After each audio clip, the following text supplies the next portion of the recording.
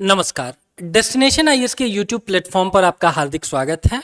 और अपने answer writing का जो हमारा सीरीज है रामबाण सीरीज, उसके तहत पॉलिटी का एक क्वेश्चन आज हम लोग देख रहे होंगे। एक क्वेश्चन अक्सर बीपीएससी या यूपीएससी या अन्य आयोग आपसे पूछ देते हैं, which is salient features of the constitution. Salient शब्द को कभी भी साइलेंट शब्द के साथ कंफ्यूज नहीं करेंगे। साइलेंट मतलब होता है छुपा हुआ, और सैलिएंट मतलब मुख्य बातें कौन कौन सी हमारे कॉन्स्टिट्यूशन की हैं जो हमारे संविधान को अन्य संविधानों के ऊपर आपको सर्वोच्चता प्रदान करता है। ध्यान रखेंगे कि ये क्वेश्चन बीपीएससी आपसे 7 या 8 नंबर के क्वेश्चन के तौर पर भी पूछ सकता है और 38 मार्क्स के क्वेश्चन के तौर पर भी पूछ सकता है।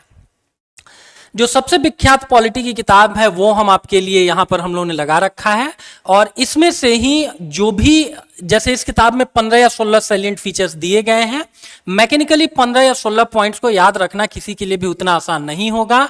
हाँ, 8, 9, 10 पॉइंट भी इसी में से उठा करके आपने अगर मेंस में लिख दिया तो आपको बड़े अच्छे मार्क्स आ जाएंगे। और अगर आपको 38 मार्क्स का क्वेश्चन पूछा जाए तो 38 मार्क्स के क्वेश्चन में जैसे कोई सा भी एक पॉइंट दिया गया है ना, तो उसके नीचे जो बातें बताई गई हैं उनको थोड़ा आप एलोबरेट कर देंगे। और वहीं अगर संक्षिप्त क्वेश्चन है 7 या 8 मार्क्स का, तो ये जो 16 पॉइंट दिए गए हैं, 15 पॉइंट दिए गए हैं, अगर इनको भी ऐसा आप मेंशन कर देंगे और इनमें से किन्हीं एक दो को थोड़ा एलोबरेट कर देंगे तो आपको अच्छे खासे मार्क्स आ जाएंगे। पहला चीज कि 7 नंबर का क्वेश्चन हो या 38 नंबर का हो, आपको एक इंट्रोडक्शन लिखना चाहिए। लाइन देखिए क्या लिख रखा है, दैट दो borrowed from almost every constitution of the world, the constitution of India has several salient features that distinguish it from the other constitutions of the country of other countries.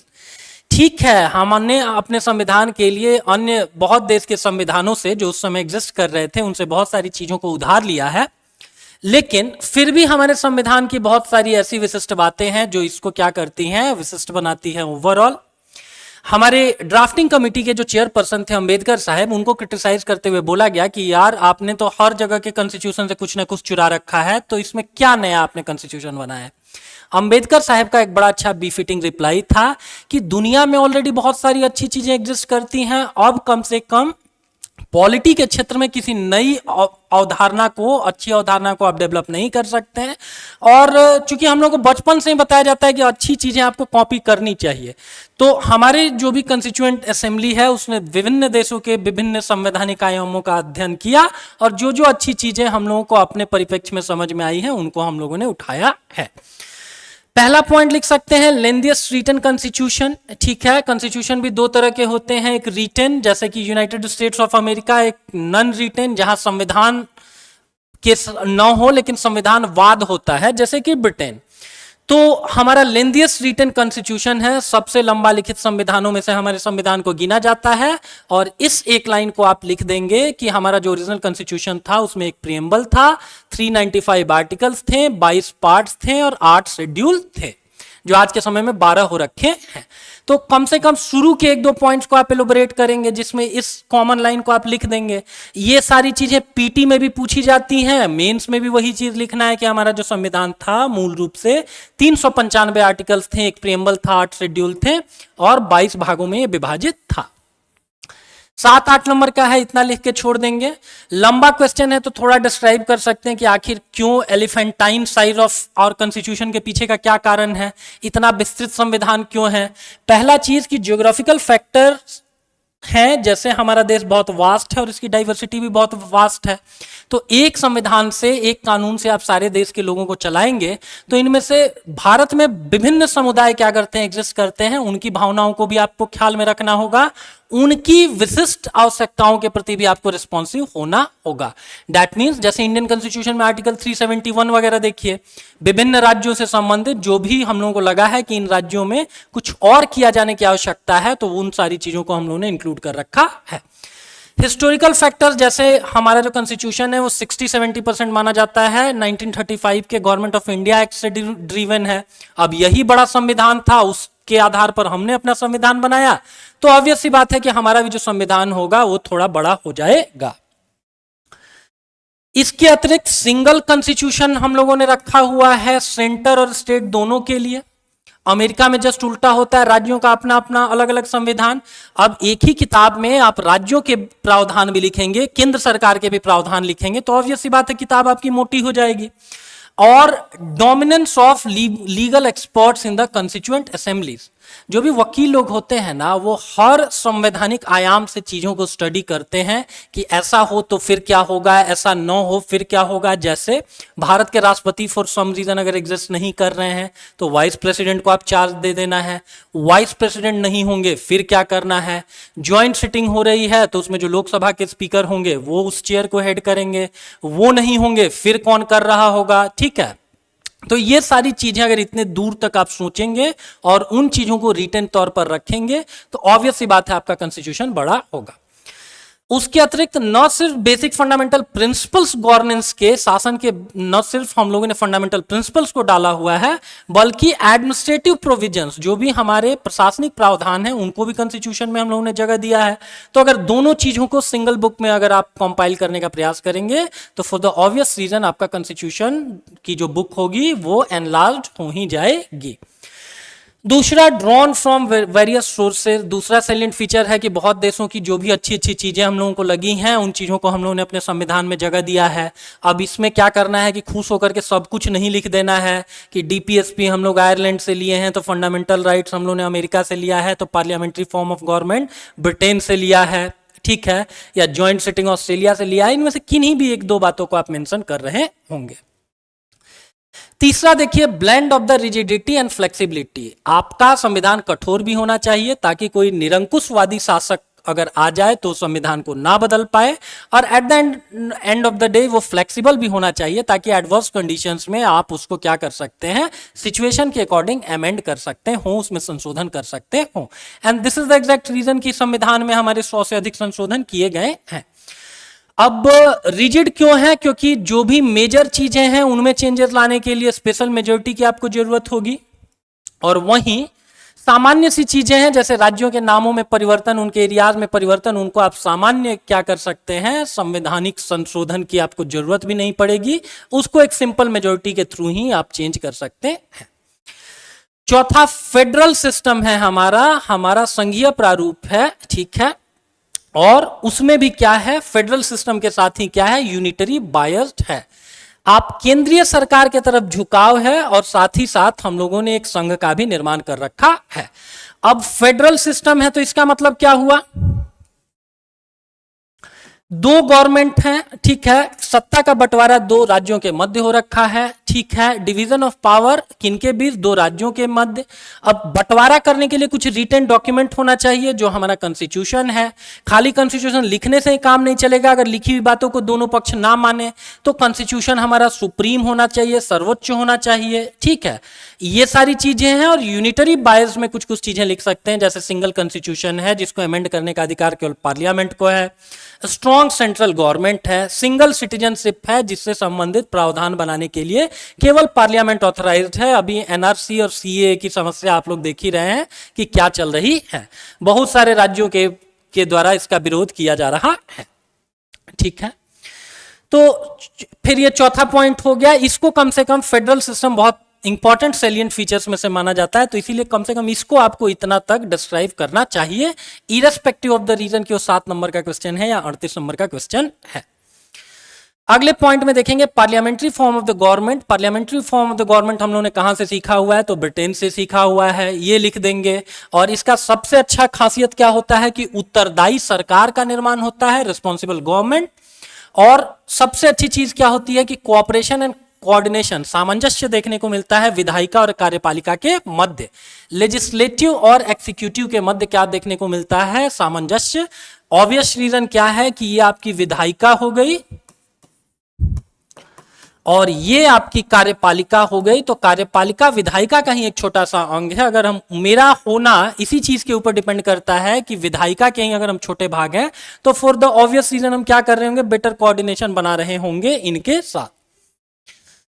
उसके अगले point में लिखेंगे कि parliamentary sovereignty, संविधान आपको संसद की सर्वोच्चता और जुडिशियल सुप्रीमेसी, आपको जो भी न्यायिक सर्वोच्चता है उनके मध्य हमको सामंजस्य देखने को मिलता है। पार्लियामेंट्री सोवर्निटी आपको देखने को मिलती है ब्रिटेन में, वहीं दूसरी ओर जुडिशियल सुप्रीमेसी देखने को मिलती है अमेरिका में। दोनों चीजें अपने आप में एक्सट्रीम एंड है, दोनों के मध्य बेहतर बैलेंस हो तो बेहतर है, वो चीजें हम लोगों को इंडिया में देखने को मिलती है। तो इस चीज को जरूर लिखेंगे कि पार्लियामेंट्री सोवर्निटी और जुडिशियल सुप्रीमेसी के बीच बैलेंस या सिंथेसिस हमको देखने को मिलता है। अब क्या इसका मतलब हुआ? इसका मतलब हुआ कि पार्लियामेंट हमारे संविधान के मेजर पोर्शन में चेंज ला सकती है, और जुडिशियल सुप्रीमेसी का इसमें कहां पर एंगल इन्वॉल्व हो रहा है, तो संविधान में के उन प्रावधानों को चेंज नहीं किया जा सकता है इवन बाय द पार्लियामेंट, जो भी हमारे संविधान के मूल ढांचे के हिस्से हैं। और ऐसी बात कहां बताई गई है? केशवानंद भारती मामले 1973 में बताई गई है। बड़ा क्वेश्चन होगा, इन सारी चीजों को डिस्क्राइब करके लिखेंगे, छोटा होगा तो बस इतना भी लिख देंगे, काम चल जाएगा। उसके अगले में इंटीग्रेटेड एंड इंडिपेंडेंट जुडिशरी। ठीक है, ये चीजें भी आपको देखने को मिलती हैं इंडियन कॉन्स्टिट्यूशन में। अमेरिका में क्या होता है? राज्यों का अलग कानून, उनके लिए अलग कोर्ट, ठीक है, फेडरल कोर्ट अलग है। इंडिया में क्या होता है कि सुप्रीम कोर्ट है, उसके अंडर बहुत सारे हाई कोर्ट्स काम करते हैं, और हर हाई कोर्ट के अंदर बहुत सारे अधीनस्थ न्यायालय या सब ऑर्डिनेट कोर्ट्स काम करते हैं। तो इस चीज को भी अगर आप अपने कॉपी में मेंशन कर देंगे तो चीजें ऐसे कोई इमेज बना के तो चीजें बेहतर हो जाएंगी। ठीक है, तो integrated and independent judiciary Hindi वाले के लिए क्या होगा कि स्वतंत्र न्यायपालिका है और एकीकृत न्यायपालिका है। एकीकृत मतलब अलग अलग ढांचे नहीं है, अलग अलग प्रशासनिक ढांचे नहीं है। सुप्रीम कोर्ट हाई कोर्ट्स को कंट्रोल करता है, हाई कोर्ट सबऑर्डिनेट कोर्ट्स को कंट्रोल करते हैं। फंडामेंटल राइट्स के बारे में नोट डाउन करवा देंगे कि पार्ट सी में हमारे कॉन्स्टिट्यूशन के हैं, और ये क्या इंश्योर करते हैं कि हर व्यक्ति को मानवाधिकारों के अनुसार अपने व्यक्तिगत विकास की मैक्सिमम अपॉर्चुनिटी प्राप्त हो। बड़ा क्वेश्चन होगा तो थोड़ा इन सबको एलोबरेट कर देंगे कि समानता का अधिकार कहाँ है, स्वतंत्रता का अधिकार कहाँ है। ये सारी पीटी की फैक्ट्स हैं, आप लोगों को पता ही होगा। और नौवां क्या है? डीपीएसपीज, जो कि लोक कल्याणकारी राज्य की अवधारणा को प्रस्तुत करती हैं, हमारे संविधान के भाग 4 में है। चाहे तो आर्टिकल्स को भी वहां पर नोट डाउन करा देंगे। और 10वां पॉइंट इवन आप लोग ये भी लिख सकते हैं कि हमारा जो कॉन्स्टिट्यूशन है वो फंडामेंटल राइट्स और डीपीएसपी के मध्य भी एक अच्छा बैलेंस, एक अच्छा संतुलन स्थापित करने का प्रयास करता है। इसका मतलब कि हम लोग इंश्योर करते हैं कि ये देश लोक कल्याणकारी राज्य भी हो, और साथ ही साथ हर व्यक्तिगत मामले में हर एक इंडिविजुअल को उसके विकास की मैक्सिमम अपॉर्चुनिटीज मिले। 10वें नंबर पर देखेंगे फंडामेंटल ड्यूटीज। बस इतना लिख सकते हैं कि 42वें आपको अमेंडमेंट के थ्रू इन चीजों को डाला गया। मूल रूप से 10 थी, 11वां आपको 86 अमेंडमेंट के थ्रू डाल दिया गया। इतना डिटेल में नहीं भी लिखेंगे शॉर्ट आंसर में, तो बस फंडामेंटल ड्यूटीज जो कि इंश्योर करती हैं कि न सिर्फ स्टेट आपके लिए क्या कर रहे हैं, स्टेट तो आपको डीपीएसपी और फंडामेंटल राइट्स दे ही रखा है, आपके कल्याण के लिए केंद्र सरकारें, राज्य सरकारें आपको उद्यत हैं, इसीलिए उन लोगों ने क्या व्यवस्था कर रखी है? डीपीएसपी की। आपके ह्यूमन राइट्स को कोई ना सप्रेस करे, इसीलिए फंडामेंटल राइट्स की व्यवस्था। आप बदले में राज्य को प्रोटेक्ट करने के लिए क्या कर रहे हैं, भारत देश के भले के लिए क्या कर रहे हैं, तो वो चीजें आपको फंडामेंटल ड्यूटीज के तहत बताई गई हैं।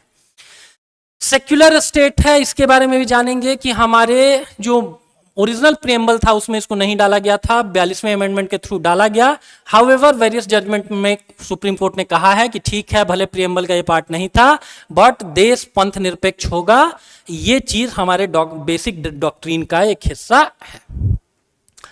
यूनिवर्सल एडल्ट फ्रेंचाइज, ठीक है, सार्वभौमिक वयस्क मताधिकार। आर्टिकल 325 ही कहता है कि जो भी मत सूची होगी उसमें कोई डिफरेंशिएशन नहीं होगा किन्हीं दो इंडिविजुअल के मध्य, किस चीज को लेकर के, उनके धर्म को लेकर के, ठीक है, या जाति को लेकर के। तो हर व्यक्ति जो 21 साल का होता था उसको वोटिंग राइट दे दिया जाता था। आगे चल करके उसको जो राजीव गांधी साहब हैं उन्होंने क्या कर रखा है, 21 साल से 18 साल कर दिया। ये कहानी नहीं भी लिखेंगे तो खाली यूनिवर्सल एडल्ट फ्रेंचाइज भी लिख देंगे तो चलेगा। सिंगल सिटीजन भी बहुत बड़ा सैलिएंट फीचर है। अमेरिका में क्या होता है, राज्यों का एक अलग आपके पास सिटीजनशिप का कार्ड होगा और ओवरऑल फेडरल गवर्नमेंट का अलग आपके पास कार्ड होगा।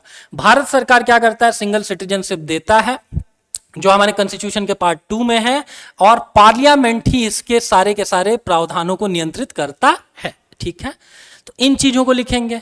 बहुत सारी इंडिपेंडेंट बॉडीज भी हैं जो अपने अपने सुनियोजित या पूर्व नियोजित कामों को करती हैं, जैसे कि इलेक्शन कमीशन हो गया, फिनेंस कमीशन हो गया, आपको यूपीएससी हो गया, बीपीएससी हो गया, इन सारी चीजों की चर्चा आप शॉर्ट में कर सकते हैं।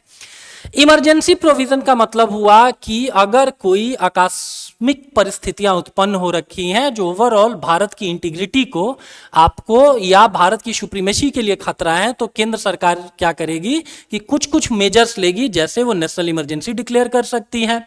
अगर कोई आपके ऊपर युद्ध वगैरह कर रहा है, ठीक है ना, या आपके ही कुछ भूले भटके नागरिक केंद्र या राज्य सरकार के खिलाफ कॉन्स्पिरेसी कर रहे हैं। स्टेट इमरजेंसी मतलब किसी भी राज्य सरकार का संचालन संवैधानिक प्रावधानों के अनुसार नहीं हो रहा है तो आप स्टेट इमरजेंसी लगा सकते हैं। या फाइनेंशियल इमरजेंसी, अगर भारत की वित्तीय क्रेडेंशियल्स को अगर खतरा है तो आर्टिकल 360 के तहत ऐसा भी कर सकते हैं। आज तक ये देश में नहीं लगाया गया है। And last but not the least, 3 tier government.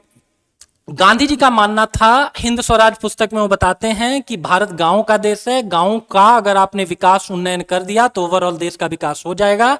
However Ambedkar साहब का मानना था कि गांव ही जातिगत संकीर्णता से भरे हुए हैं। आधुनिक सोच के लिए शहरों को आपको एम्पावर करने की जरूरत है, न कि गांव को आपको राइट्स देने की बहुत ज्यादा जरूरत है। फिर भी गांधी जी चूंकि फादर ऑफ द नेशन है तो उनकी बात रखते हुए डीपीएसपी में उसको डाला गया।